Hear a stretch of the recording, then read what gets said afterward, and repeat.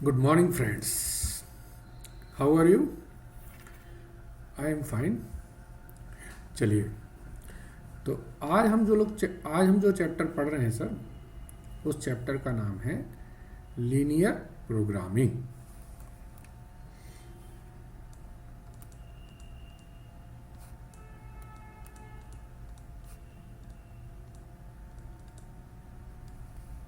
ठीक है, चैप्टर का नाम है लीनियर प्रोग्रामिंग। जब मैं लिखता हूँ तो यहाँ पर डिजिटल पेन कभी कभी प्रॉपरली डिटेक्ट नहीं हो पाता है, तो मैं लिखने से पहले बोलता ज़रूर हूँ। तो आप अगर कहीं पर मेरी नज़र नहीं पड़ती है लिखते वक्त, जैसे यहाँ पर अब एम प्रॉपर नहीं आ रहा है तो मैं इसको ठीक कर देता हूँ, लेकिन कभी कभी हो सकता है कि नज़र नहीं पड़े, तो आप इसको थोड़ा सा इग्नोर करिएगा प्लीज़। चलिए, अब जैसे मैंने हर चैप्टर में बोला है, बेसिक्स क्या है और ये चैप्टर हम क्यों पढ़ रहे हैं। तो लीनियर प्रोग्रामिंग जो कॉन्सेप्ट है, एक्चुअली ये मैथमेटिक्स के स्टूडेंट्स को पढ़ाया जाता है, लेकिन ब्यूटी इस बात की ये है कि मैथमेटिक्स के स्टूडेंट्स को इसकी एप्लीकेशंस नहीं पता होती हैं। जैसे टेबल है, लॉग टेबल है, जेड टेबल है, नॉर्मल कर्व टेबल है, ये फॉर्मूलेज हैं, कॉन्सेप्ट हैं। इन कॉन्सेप्ट को हम लोग डिफरेंट डिफरेंट इंडस्ट्री में अप्लाई करते हैं। ऐसे ही लीनियर प्रोग्रामिंग एक कॉन्सेप्ट है।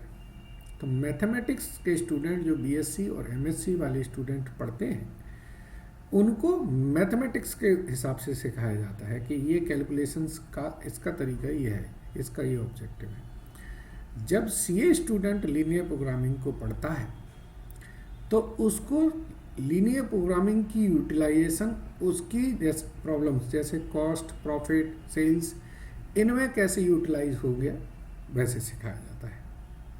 तो आप लोगों के दिमाग में ये रहता है, यार हम लोग सीए स्टूडेंट हैं तो हमें ये फालतू की चीज़ें क्यों पढ़ाता है इंस्टीट्यूट। तो इंस्टीट्यूट आपको उनकी एप्लीकेशन समझाना चाहता है, लेकिन हमारी क्लास में और इंस्टीट्यूट की क्लास या इंस्टीट्यूट के कॉन्सेप्ट में फ़र्क क्या है ये समझा दें। इंस्टीट्यूट शुरू करता है, भाई ये लीनियर प्रोग्रामिंग है, ऐसे ऐसे होता है, ये चीज़ होती है।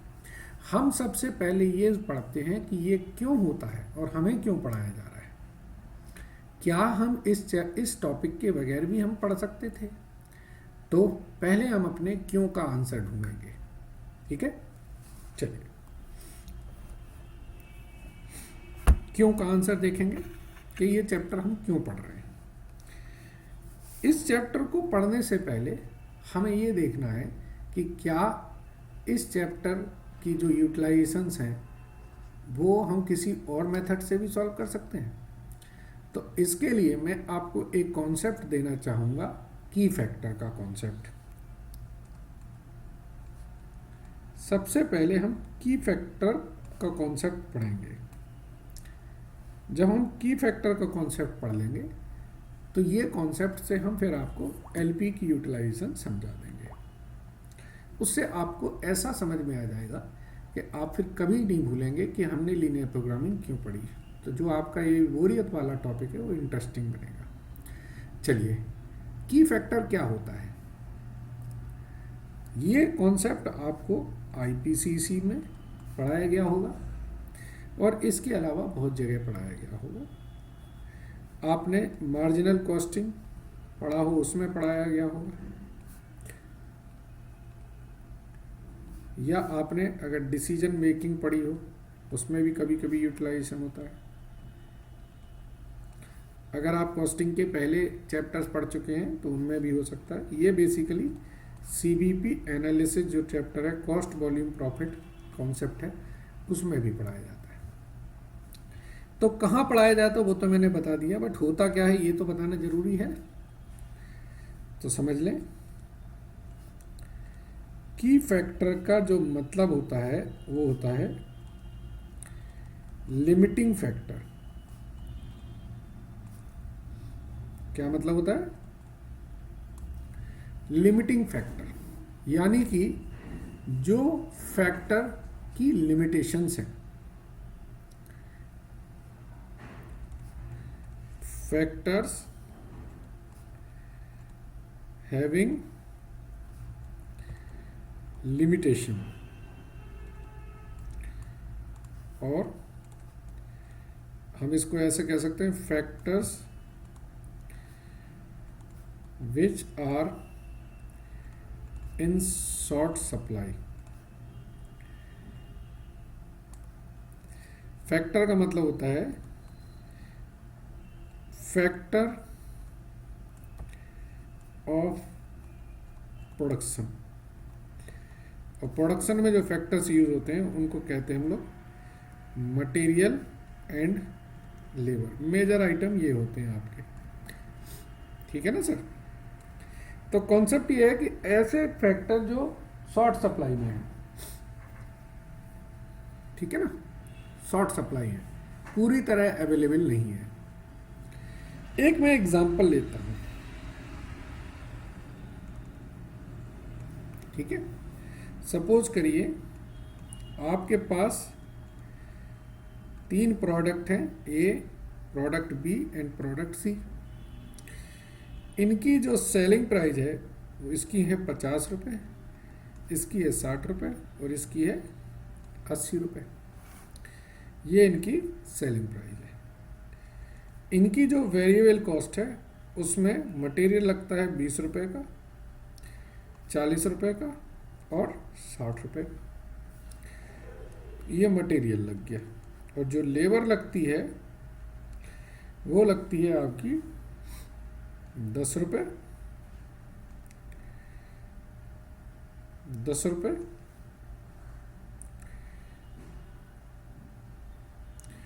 नहीं ये 10 नहीं लगाते हैं,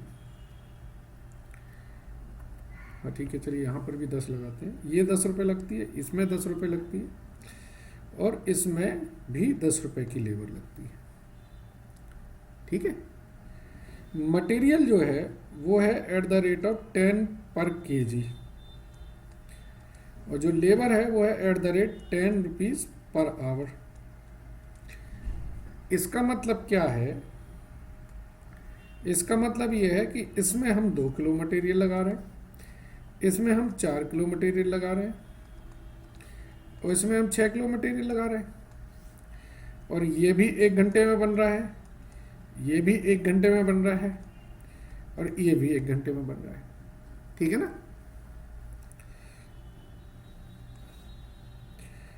तो मेरा जो कंट्रीब्यूशन आ रहा है वो कितना आ रहा है? इसमें मेरा 20 रुपये का कंट्रीब्यूशन है, इसमें मेरा 10 रुपये का कंट्रीब्यूशन है, इसमें मेरा 10 रुपये का कंट्रीब्यूशन है, ठीक है ना सर? चलिए अब थोड़ा आगे जाते हैं। यहां पर हम ये भी लिख लेते हैं कि इन प्रोडक्ट की डिमांड कितनी कितनी है। ये प्रोडक्ट हम 1000 यूनिट बेच सकते हैं, ये प्रोडक्ट भी हम 1000 यूनिट बेच सकते हैं और ये प्रोडक्ट भी हम 1000 यूनिट बेच सकते हैं। तीनों प्रोडक्ट हम 1000 यूनिट बेच सकते हैं मार्केट में, ये डिमांड है। अब हम कहते हैं हमारे पास एक प्रॉब्लम आ गई, हमारे पास ये प्रॉब्लम आई, कॉन्स्ट्रेंट कह सकता हूं, हमारे पास ये प्रॉब्लम आई कि जो मटेरियल अवेलेबल है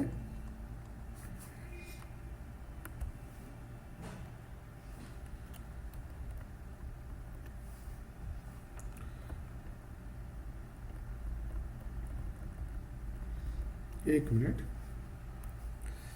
हमें ये problem I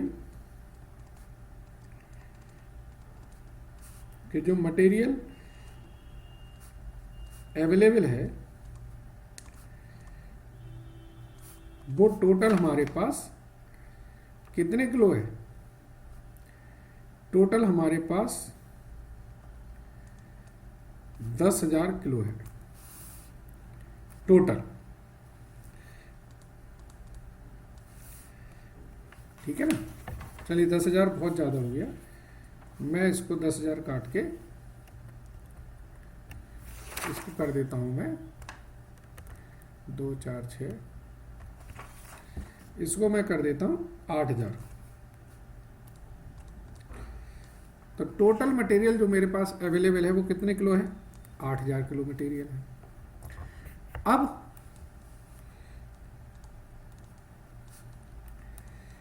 which product should be produced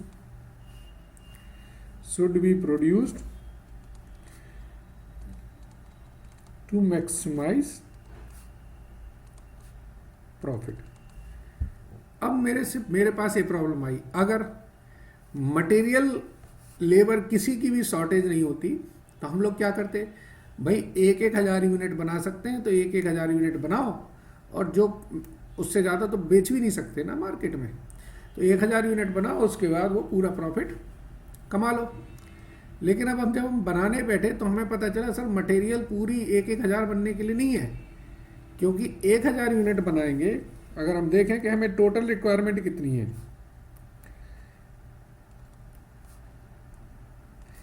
तो A B C 1,000 into 2, 1,000 into 4 और 1,000 इंटू 6, यानी कि टोटल रिक्वायरमेंट हमें जो है वो है 12,000 किलो की।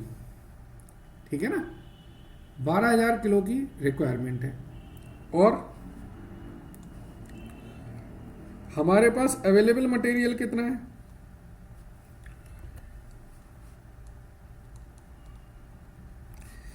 जो अवेलेबल मटेरियल है वो है हमारे पास 8,000 किलो। टोटल रिक्वायरमेंट है 12,000 किलो की, अवेलेबल मटेरियल है 8,000 किलो, यानी कि material is not sufficient, material sufficient नहीं है। तो मैंने क्या कॉन्सेप्ट बताया कि जो फैक्टर शॉर्ट है, लिमिट है, जिसकी लिमिटिंग है, इसको हम बोलेंगे की factor,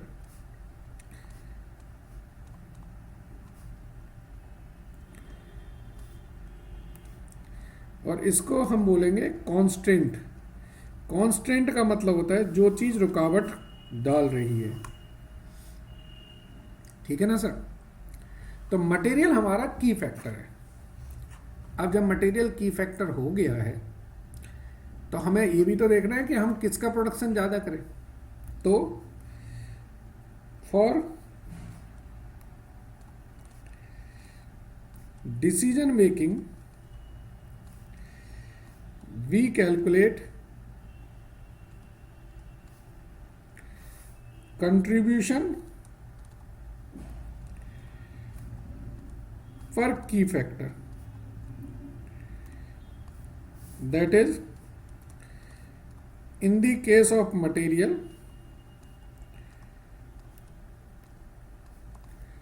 contribution per kg and in the case of labor contribution per hour. तो अब कॉन्सेप्ट यह है कि अगर मेरे पास मटेरियल की फैक्टर है तो मुझे क्या निकालना है?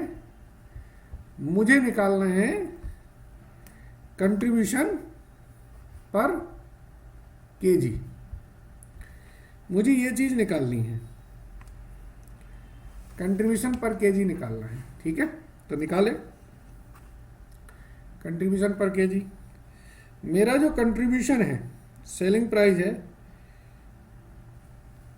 या मैं डायरेक्ट लिख लेता हूं, A B C.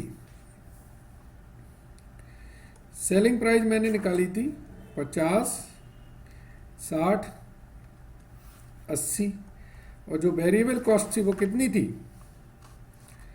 Variable cost थी 30, 50 70, तो कंट्रीब्यूशन पर यूनिट कितना आया था? 20, 10, 10। और मटेरियल जो पर यूनिट चाहिए मुझे वो कितना चाहिए? 2 किलो, 4 किलो, 6 किलो। तो यानी कि कंट्रीब्यूशन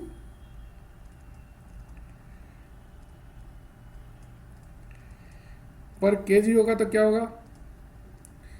10/2, 20/2 और 10/6। इसमें आएगा 10 रुपये पर केजी, इसमें आएगा 2.5 रुपये पर केजी, और इसमें आएगा 1.67 रुपीज़ पर केजी। इसका मतलब क्या हुआ कि ये 10 रुपये कमा के दे रहा है 1 किलो में। कौन? ये 10 रुपये कमा के दे रहा है एक किलो में। और ये कितने पैसे कमा के दे रहा है? ये 2.5 रुपये ही कमा रहा है, और ये 1.67 कमा रहा है। मतलब ये निकलता है कि अगर मैं ए को बनाऊंगा तो मुझे 1 किलो में 10 रुपये मिलेंगे। तो फिर मैं क्या करूंगा?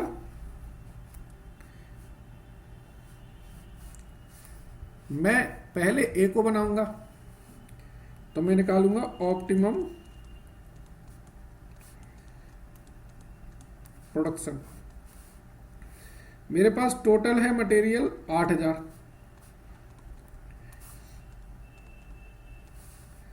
पहले मैं फर्स्ट किसको बनाऊंगा?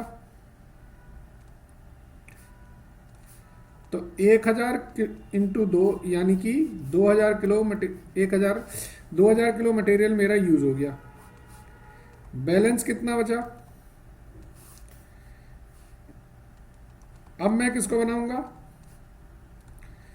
अब मैं बनाऊंगा बी को। तो 1000 इंटू 4, तो बैलेंस कितना बचा? 2000 किलो। नाउ मैन्युफैक्चर करूंगा सी। तो इसमें जो कंट्रीब्यूशन आया वो मेरा कितना आया? 1000 यूनिट पे 10 रुपए से। इसमें जो कंट्रीब्यूशन आया वो है 1000 यूनिट पे 2.5 रुपए से। और इसमें यूनिट कितनी बनेगी? तो 2000 डिवाइडेड बाई 6 यानी कि 333 यूनिट बनेगी। तो इसमें बनेगा 333 यूनिट पे 1.67 से। ये आ जाएगा 500 रुपये। तो टोटल जो मेरा प्रॉफिट आया वो कितना आया? Total profit. अब जरा सोच के देखिए, ये जो मैं इतनी देर से आपको समझा रहा था की फैक्टर, एक तरह से ये आपको की फैक्टर का रिवीजन करा रहा हूं, क्योंकि आपको जब तक की फैक्टर का कॉन्सेप्ट क्लियर नहीं होगा आप मेरे हिसाब से ये चैप्टर को बेसिक्स नहीं समझ पाएंगे। तो अब आपने ये की फैक्टर समझ लिया। अब सोचिए, थिंक, अगर एक की फैक्टर था मटेरियल तो हमें इतनी कैलकुलेशन है। If we have material and labour both in short supply, दोनों ही शॉर्ट सप्लाई में, we can calculate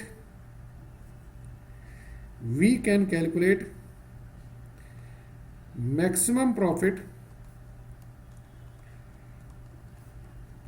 by key factor approach, but the calculation will be lengthy. Now think, अब सोचो, अब ये सोचो, if we have 3 or 4 or 5 limitation, मतलब 3 4 5 constant खड़े हो जाएं,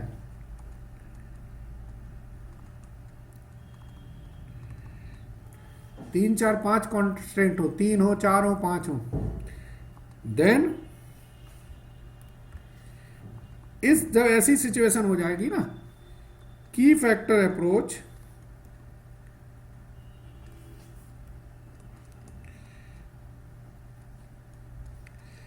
इज नॉट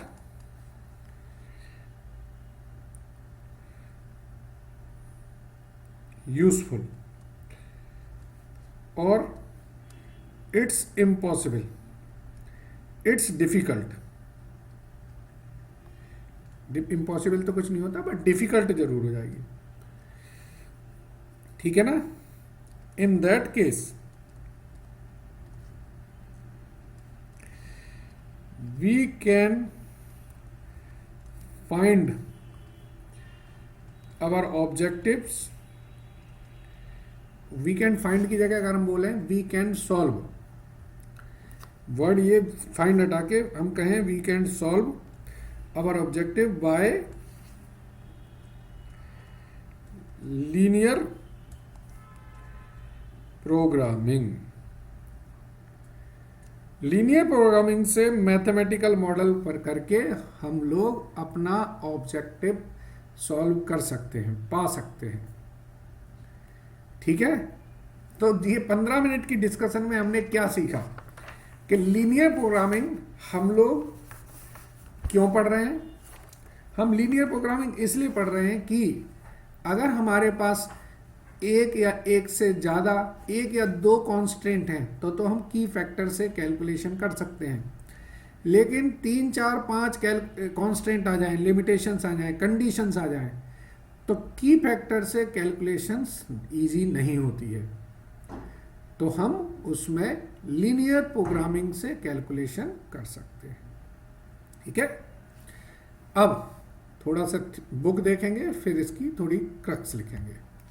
मेरे ख्याल से अब समझ में आ गया होगा।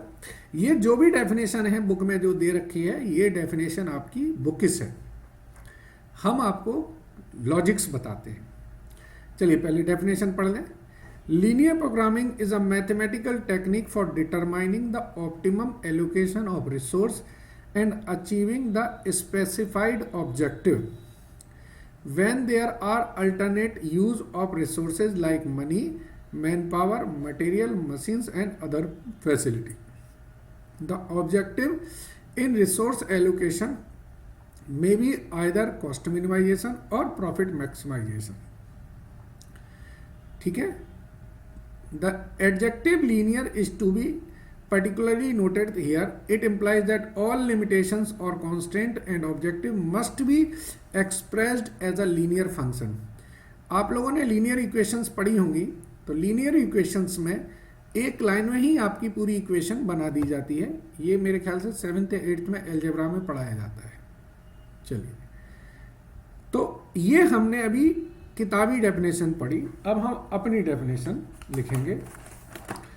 ये डेफिनेशन हम लोग इसलिए बताते हैं सो दैट कि आपको बुक में जब आप चाहें तो आपको ये समझ में आए कि ये चैप्टर हम क्यों पढ़ रहे हैं और इससे हमें बेनिफिट क्या है, ठीक है। चलिए, तो अब हम पढ़ रहे हैं linear programming.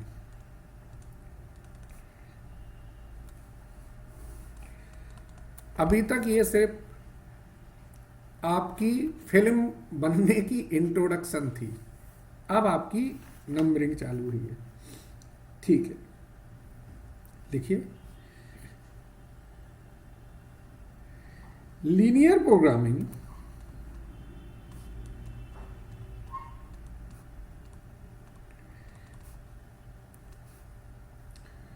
provides the optimum solution। Optimum का मतलब होता है best,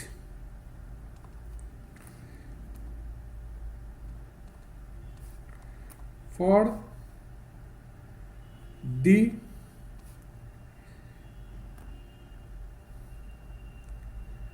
given constraint।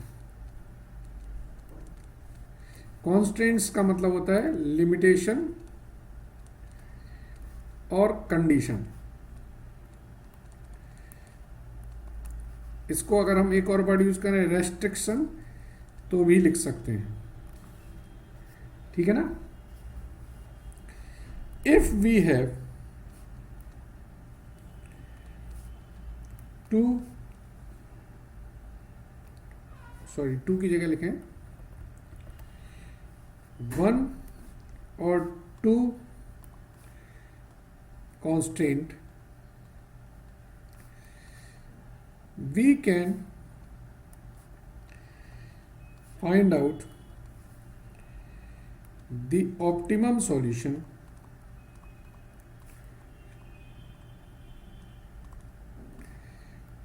by key factor approach।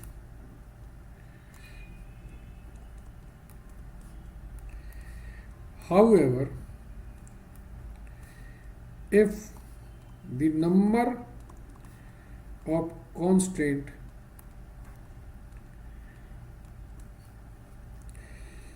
is 3 or more than 3, key factor approach is unable to find optimum solution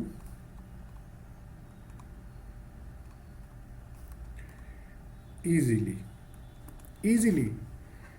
नहीं होती है ऑप्टिमम सॉल्यूशन, ठीक है।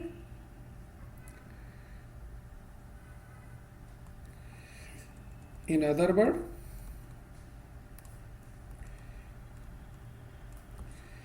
LP technique provide optimum solution for any number of constraints। ये word जरा ध्यान दीजिए, any number of constant, यानी कि 1 हो, 2 हो, 3 हो, 4 हो, कितने भी कांस्टेंट हो आपके सॉल्यूशन दे देंगे। यानी कि जो solution that is problem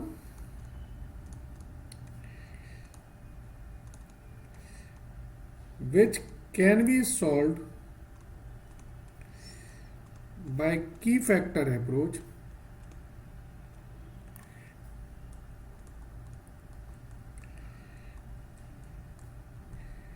can also be solved by linear programming method। Clear? Okay, तो क्रक्स क्या निकला कि लीनियर प्रोग्रामिंग एक मैथमेटिकल मॉडल है, और ये जो मैथमेटिकल मॉडल है ये आपकी किसी भी नंबर की कॉन्स्टेंट्स की सॉल्यूशन निकाल सकता है। लीनियर प्रोग्रामिंग से आपके वो प्रॉब्लम के भी सॉल्यूशन निकलते हैं जो की फैक्टर से निकलते हैं, और उससे ज़्यादा जो की फैक्टर भी नहीं निकाल सकता उनके भी सॉल्यूशन निकल सकते हैं। ठीक है, मेरे ख्याल से समझ में आ रहा होगा। चलिए, वेरी गुड। तो अब हम लोग आगे बढ़े। अब लीनियर प्रोग्रामिंग में हमें पढ़ना क्या है, ये अब यहां से आपकी कोर्स की बात शुरू हो गई। यहां तक आपको एक थॉट दिया जा रहा था कि लीनियर प्रोग्रामिंग होती क्या है। अब पढ़ेंगे इसमें पढ़ना क्या है। लीनियर प्रोग्रामिंग में दो चीजें होती हैं जो हमको प्रॉब्लम्स बताई जाती हैं। एक होता है फॉर्मूलेशन ऑफ लीनियर प्रोग्रामिंग, और दूसरा होता है सॉल्यूशन ऑफ लीनियर प्रोग्रामिंग।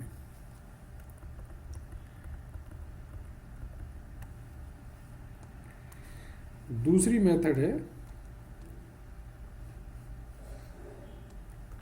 एक सेकेंड, पेन ये डिटेक्ट नहीं कर रहा है।